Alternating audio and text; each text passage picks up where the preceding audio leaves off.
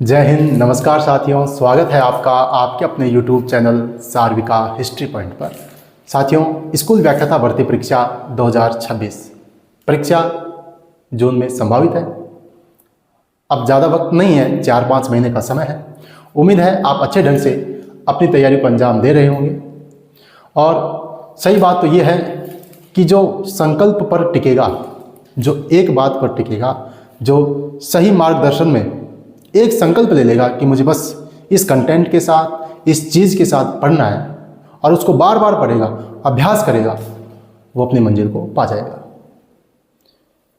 प्रिय साथियों, हम या मैं आपसे कतई भी आगे नहीं हूँ, मैं आप में से ही हूँ। लेकिन बस हमने तैयारी के समय जो समस्याएं देखी या जो दिक्कत आई या जो अनुभव है, उसको मैं आपके सामने रख रहा हूँ ताकि भटकाव कम हो, ताकि आप अपनी तैयारी को एक सही दिशा दे सकें।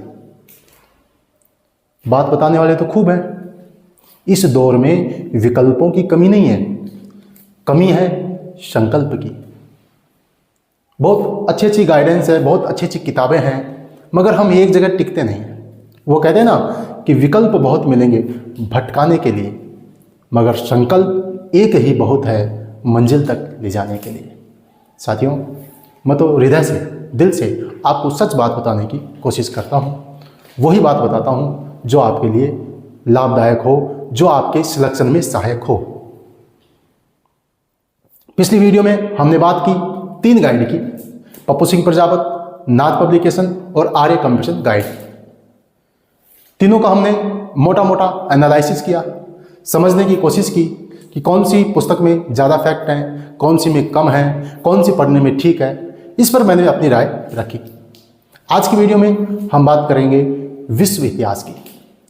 विश्व इतिहास में भटकाव ज़्यादा है ही नहीं, कतई नहीं है। बिल्कुल साफ तौर पे हमें, आप जितने भी दुनिया भर के YouTube चैनल पर देख लीजिए या आपको जो भी, जहाँ से भी कोचिंग से आप पढ़ रहे होंगे, आपको सीधी सीधी एक किताब बता दी जाती है। लेकिन फिर भी यदि हम भटके तो गलती हमारी है। अब देखो, सबसे महत्वपूर्ण, सबसे बड़ी एक किताब आती है जिसका नाम है जैन एंड माथुर। अब इस पुस्तक में सबसे महत्वपूर्ण खासियत क्या है? अवधारणा विकसित करने के लिए पुस्तक बेहतरीन है। जैसे विश्व इतिहास में कोई फैक्ट है, पुनर्जागरण कहाँ हुआ? सबने बता दिया भाई इटली में हुआ, ठीक है, ये तो एक फैक्ट हुआ। इटली में ही क्यों हुआ? अच्छा, पुनर्जागरण के कारण क्या थे? ऐसी अवधारणा, ऐसी चीज़ों को समझने के लिए ये पुस्तक रामबाण है, बेहतरीन पुस्तक है। लेकिन इस पुस्तक में कितने पेज हैं? इस पुस्तक में लगभग आपको 800-900 पेज हैं। इसमें 870 पेज है, इसमें 870 पेज इसमें।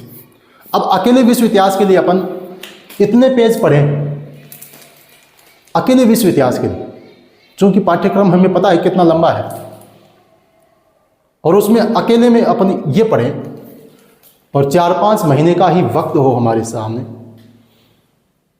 तो ये तो संभव नहीं है, मुश्किल है। फिर इसके बाद में एक पुस्तक है,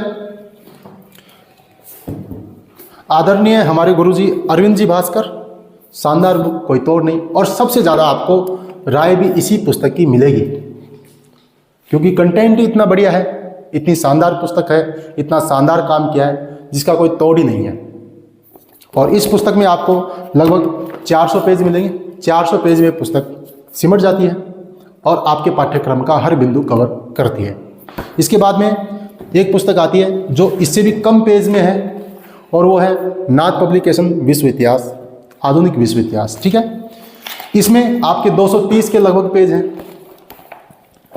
इसके अलावा केवल आपको अवधारणाएं विकसित करनी हो, केवल अवधारणा विकसित करनी हो, विश्व इतिहास की समझ चाहिए, तो यूनिवर्सिटी में चलने वाली ये जो पुस्तक है शर्मा एंड व्यास, बेहतरीन पुस्तक है।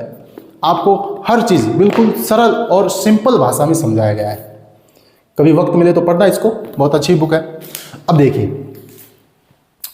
अब मेरी राय में कौन सी पुस्तक आपको पढ़नी चाहिए? ये मैं बिल्कुल ऐसे नहीं कि आपके सामने विकल्प खोल के रख दूं कि आप चुनाव कर लो, नहीं। मैं क्या करता हूँ उस समय, या आपको क्या करना चाहिए, मेरी राय मैं स्पष्ट शब्दों में रख रहा हूँ। आपको 2 बुक लेनी चाहिए। 2 कौन सी सर? एक तो डिस्क्रिप्टिव और एक आपकी ऑब्जेक्टिव। तो डिस्क्रिप्टिव में तो आप ये ले लीजिए अरविंद भास्कर विश्व इतिहास। हर टॉपिक को इसमें से अच्छे से पढ़िए, ठीक है। जिस टॉपिक को यहाँ से पढ़ लिया उसके बाद में आप क्या कीजिएगा, नाथ पब्लिकेशन ऑब्जेक्टिव बुक, अभी लेटेस्ट असिस्टेंट प्रोफेसर भर्ती परीक्षा से जस्ट पहले ये पुस्तक आई थी मार्केट में, और इस पुस्तक को आपको लेना है। नाथ पब्लिकेशन विश्व इतिहास, इसको तो लेना ही लेना है। इस पुस्तक से आपको MCQ निकालने हैं। पुनः बता रहा हूँ, अरविंद भास्कर जी की बुक लेनी है, उसके साथ में ऑब्जेक्टिव नाथ पब्लिकेशन लेनी, ऑब्जेक्टिव लेटेस्ट। वहाँ से अरविंद भास्कर से टॉपिक को पढ़ना है, नाथ पब्लिकेशन से अभ्यास करना है। बस आपको विश्व इतिहास में इसके अलावा देखने की कुछ भी आवश्यकता नहीं है। ये रामबाण इलाज है। बाकी आप चाहे जैन माथुर पढ़ लो, कुछ भी पढ़ लो, पढ़ते रहो, पढ़ने का अंत नहीं है। वक्त कम है और आराम से इसको पढ़ो। इसके अलावा जो साथी यदि केवल और केवल नाथ की ही ये पुस्तक पढ़ें डिस्क्रिप्टिव, और नाथ की ही ऑब्जेक्टिव पढ़ें, तो भी काम चल जाएगा, कोई दिक्कत नहीं है। क्योंकि जो इसमें ऑब्जेक्टिव में जो व्याख्या की गई है बहुत अच्छी व्याख्या है। जो कमी है वो इस ऑब्जेक्टिव में पूरी हो जाती है। नाथ पब्लिकेशन के सभी जो राइटर हैं इनको मेरी ओर से साधुवाद, धन्यवाद। अभ्यर्थियों के लिए बहुत अच्छा काम किया है। विश्व इतिहास में विशेषकर ऑब्जेक्टिव जो ये बुक निकाली है बहुत शानदार बुक लगी मेरे को, विशेषकर तो बहुत अच्छा काम किया है। तो मेरी ओर से तो यही आपको राय है साथियों। आप हमारे छोटे भाई बहन हैं और मैं तो चाहता हूं कि आपको सही मार्गदर्शन मिले, आप इस भर्ती में स्कूल व्याख्याता बने। तो कम से कम सामग्री रखने की कोशिश करें और ज़्यादा से ज़्यादा रिवीजन करें, ताकि परीक्षा में नेगेटिव कम हो। क्योंकि आपको पता है परीक्षा का पैटर्न बदल चुका है, काफ़ी टफ पेपर आ रहा है और उस पेपर में आपको रिवीजन ज़्यादा होना चाहिए ताकि परीक्षा में नेगेटिव कम हो। ठीक है साथियों, विश्व इतिहास के लिए ये छोटा सा अपना वीडियो।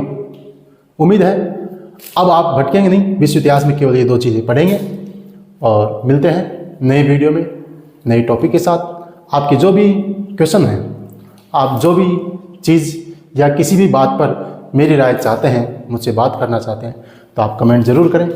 आपका चैनल है, अपना चैनल है, सब्सक्राइब करें और बने रहिए हमारे साथ। जय हिंद, जय भारत।